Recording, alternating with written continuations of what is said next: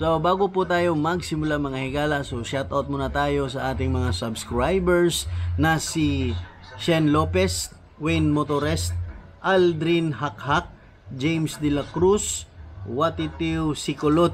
Watitiw Sikulot. Grabe naman itong pangalan na to. Christian J. Doblas, at saka si Kuya Manoy, yung ano namin yun, yung instructor namin sa pagbuboning, isang matador doon sa palengke. At saka si Marlon Churi, yan, yung kaibigan namin at barkada ni Utol.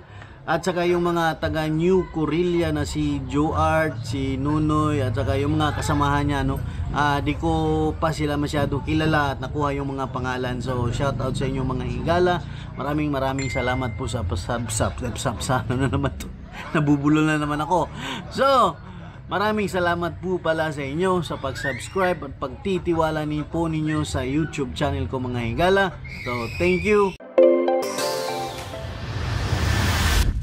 So, what's up mga higala? Good day. Welcome back to my YouTube channel, Ngobs TV Moto Vlog.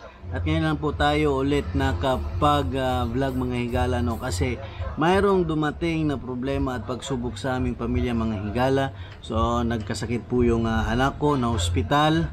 At saka paglabas namin sa ospital, mga 3 araw pa lang, nagkasakit ulit yung anak namin, kasi nga nagngingipin pala siya. So, ayun mga higala, inuna ko muna yung pamilya ko, inasikaso ko muna yung baby ko na may sakit mga higala, Family first, yun po yung priority natin mga higala, So ngayon, balik na tayo sa ating pag-vlog. Ang gagawin po natin ngayon ay magpapalit po tayo ng module LED sa ating dashboard.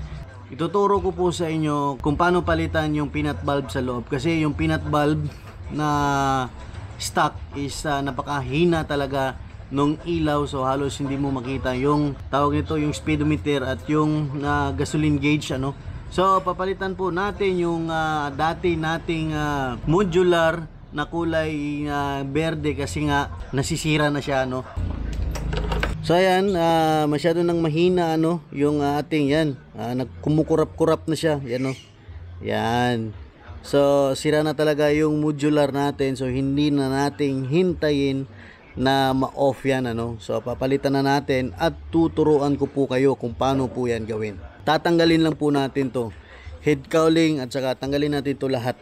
Ito, tatanggalin natin yung speedometer. Yan, so ipapasok natin to sa loob kung saan nakalagay yung peanut bulb. So gawin na natin mga higala, tanggalin muna natin to. Natanggal na po natin yung head cowling natin mga higala. So ang tatanggalin na rin natin ulit is yung screw na nandito, itong dalawa at saka dun sa pinakailalim. Yan lang po. Tapos ito ding cable ng speedometer, tatanggalin natin yan para mahila na natin to pababa. So dahan-dahanin lang po natin yung paghihila nito mga higala. Yan. Tatanggalin muna natin tong speedometer na nakakabit dito. Ito. Tatanggalin natin tong wirings nya. Tapos pagtanggal natin, tanggalin din natin tong mga clip na to. Yan. Yan, tsaka ito, tsaka ito.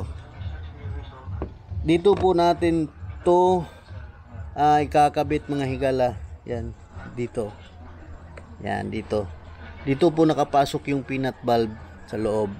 So kailangan ho natin tanggalin tong cover at saka yung speedometer para maipasok po natin yung modular LED po natin mga higala. So simulan na natin tong pagpapaklas nito at saka itong screw dito. At saka ito pa pala, tanggalin pala natin to. Nakalimutan kung buti nakita ko. Ito, tanggalin din natin tong screw. Yan. Ayan, natanggal na natin yung dashboard ng speedometer natin, yung lens, natanggal na rin natin mga higala. At ito na yung kinalabasan ng ating ginawa. So makikita nyo kung saan ko nilagay yung modular LED mga higala.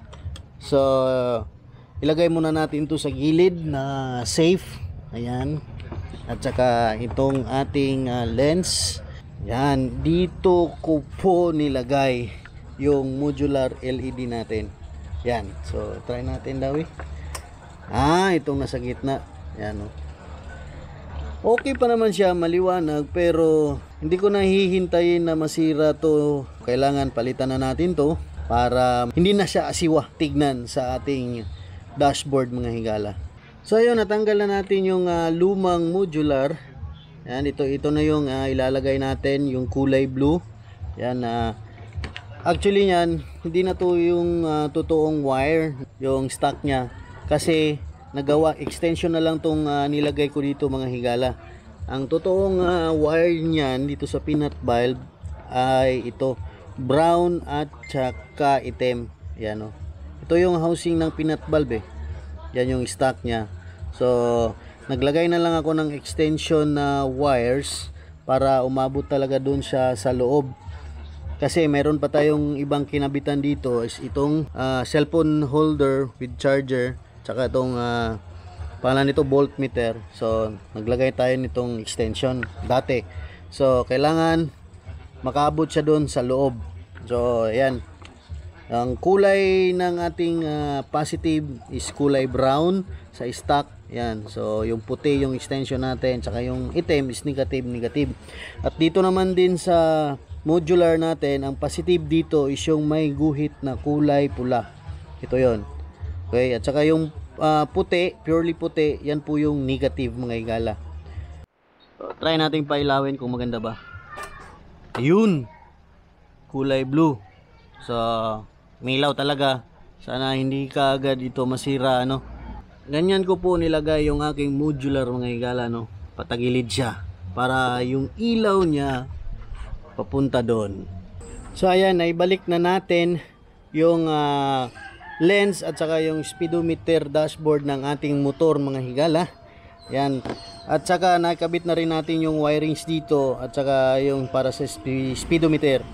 Hindi ko na pala to tinanggal mga higala, no. Hindi na rin to kailangan. So ang tinanggal ko lang ito at saka ito dito. So okay na yun. Wag na pala dito. Pwede na natin tong i-try mamayang gabi kung maliwanag ba siya or hindi mga higala. So ayan mga higala, tapos na tayo. So ganun lang po kadali ang paglalagay at pag-i-install ng modular LED sa ating dashboard mga higala. So hindi pa natin siya ngayon masyadong kita kasi maliwanag pa ano mga higala, no. So i-try natin. Ayun, kulay blue. Yun siya. Yan, kulay blue. So ipapakita ko po ito sa inyo mamayang gabi mga higala, no, para makita nyo po kung gaano siya kaliwanag yung dashboard natin. Gabi na. So ito na po yung kulay blue ng dashboard natin mga higala, no. Ayan, kulay blue. So maliwanag siya mga higala, napakaganda, ayos na. Kung gusto nyo po ang ganitong setup ng inyong dashboard, so pwede nyo pong gayahin tong ginawa ko.